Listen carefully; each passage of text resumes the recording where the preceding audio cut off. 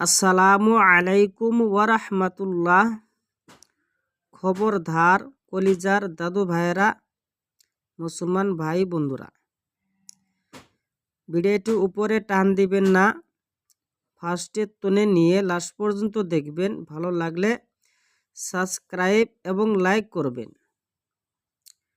নামাজের ফরজ সমূহ অনেকেই হয়তো জানেন না। যিনারা জানেন না আমল করে নেবেন, ইনশাআল্লাহ উপকার আসবে। নামাজের বাইরে এবং ভিতরে মোট ফরজ 13টি। নামাজের বাইরে ফরজ 7টি।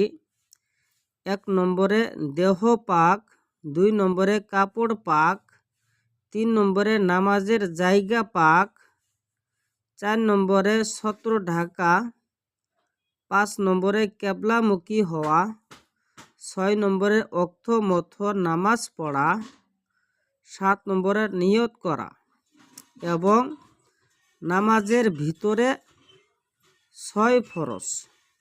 1 নম্বরে তাকবীরে তাহরিমা অর্থাৎ আল্লাহু আকবার বলা, 2 নম্বরে দাঁড়িয়ে নামাজ পড়া, 3 নম্বরে কেরাত পড়া, 4 নম্বরে রুকু করা, 5 নম্বরে সেজদা করা, 6 নম্বরে শেষ বৈঠক বসা।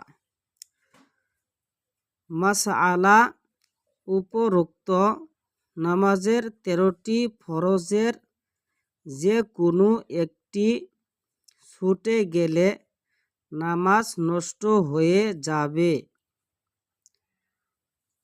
পুনর্বার নামাজ আদায় করতে হবে।